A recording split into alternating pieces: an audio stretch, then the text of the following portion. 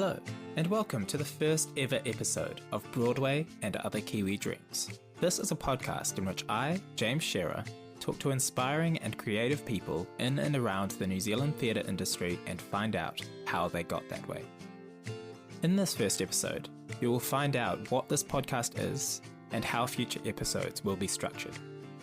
You'll get an insight into my own performing journey and how I came to want to create a podcast. I'll also reveal the first guest at the end of the episode, so stick around for that. But wherever you are, whatever you're doing, enjoy the first episode of Broadway and Other Kiwi Dreams. Hi everyone, I'm so excited to be talking to you guys right now. This has been such a long time coming and I'm so excited to kick this podcast off. We'll get to that process a bit later, but first of all, I wanted to explain sort of what this podcast is and how the episodes will run in the future. So let's get into it. So as I said, this is a podcast in which I talk to people in the New Zealand theatre industry and find out more about them and more about their journey as performers, or if they're not performers, their journey as whatever their speciality is. This podcast is inspired by a lot of different podcasts and a lot of different shows, but there's two in particular that I wanted to name. The first is Dax Shepard's Armchair Expert. I just think Dax is an amazing interviewer and the episodes of the show just seem so carefree and sort of free-flowing in their conversation.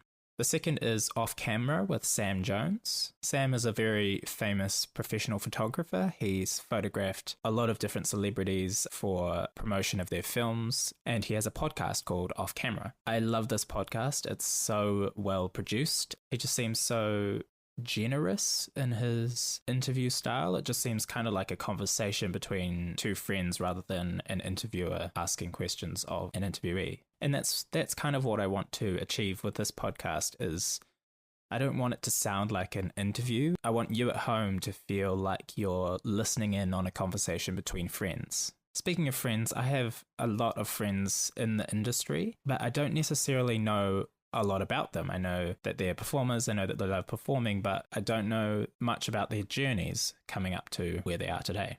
I also wanted to start this podcast because I really want to create something. Those of you who know me will know that I have a YouTube channel and I create videos on that, but if I'm honest, I'm a little bit lazy and creating videos is just so much work and time and effort, so I thought, why not half the experience and double the quality?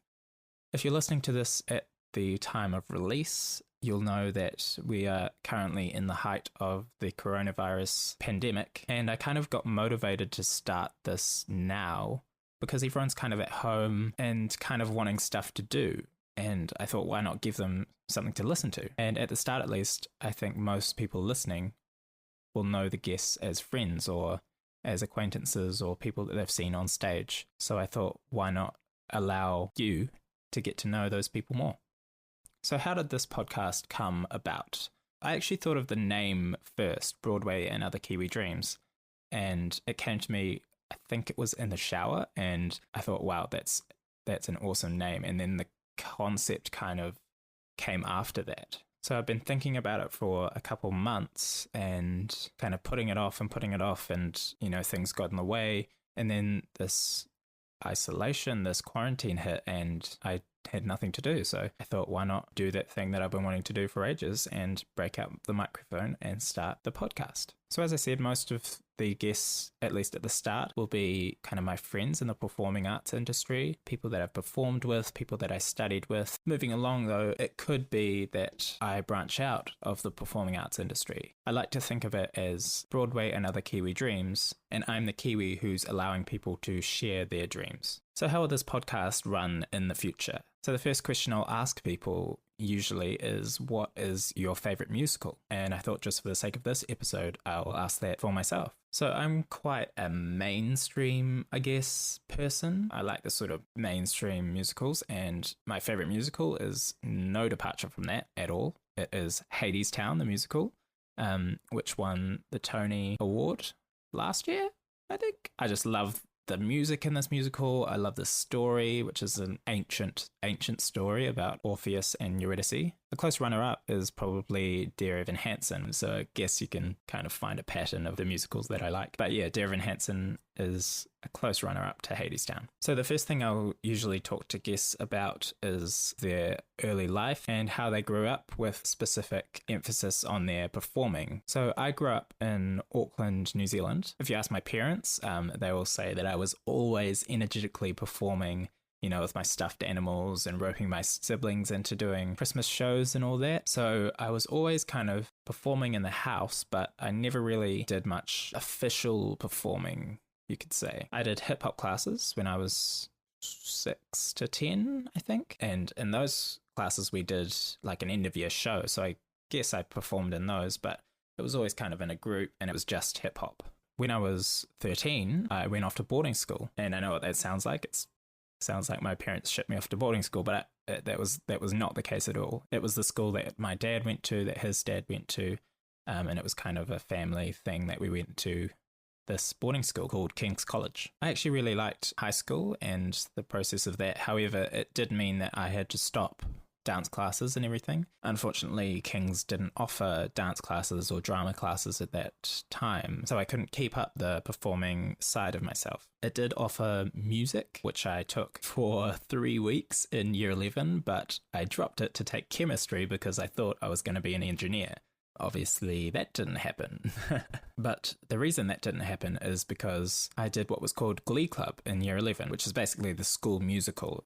We performed Chicago, and that was directed by Jason Temete. Now, Jason is an awesome director. Some of you may know him already. And I guess I kind of credit my love for musical theatre to Jason because he, as a director, just instilled this passion for the craft of performing. And that show, Chicago, was just such an amazing show for any theatre company, let alone a high school. So shout out to Jason, if you're listening.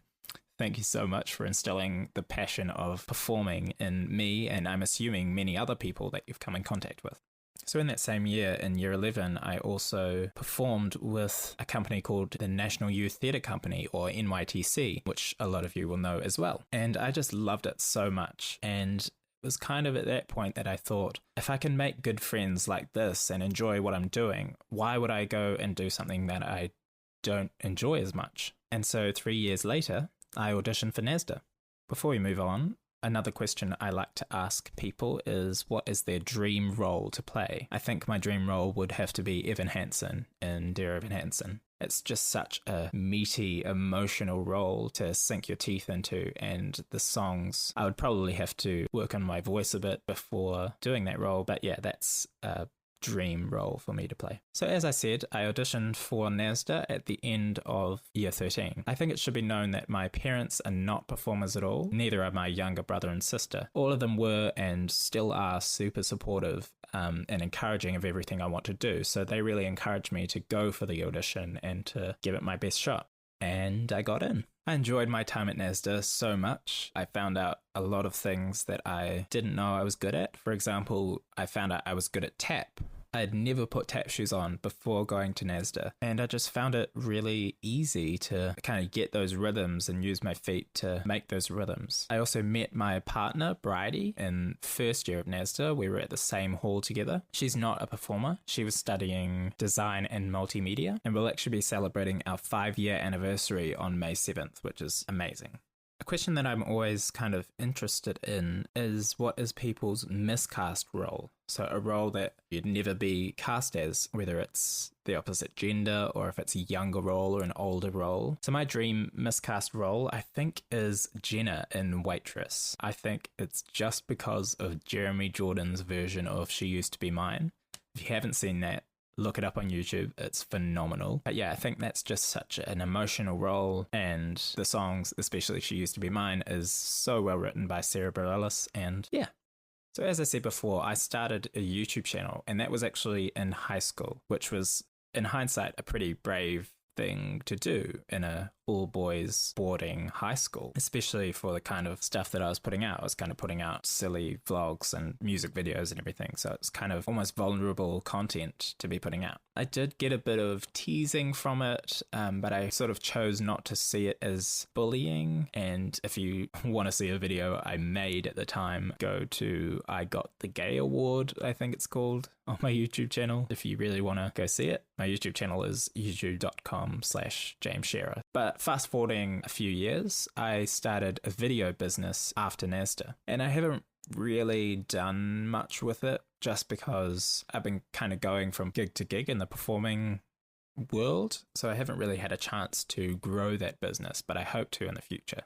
Another question that I want to ask guests is, what is the favorite role that you've played? For me, I haven't really played many lead roles or anything like that. I think my favorite would have to be the Tin Man double in Wicked. When Showbiz did Wicked, spoiler alert for if you don't want to know the magic of theatre, there's a part in the show where Bok changes into the Tin Man. It's like a 5-second change, so obviously he can't change costume in time, so we had Bok go behind the wardrobe and me as the Tin Man would pop out the other side and be the double. It's not really a role, but it was fun and my favourite role to date.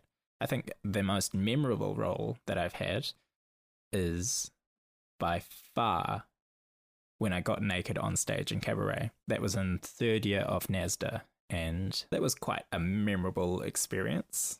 And it definitely broke a lot of barriers in my performing, so I'm grateful for that.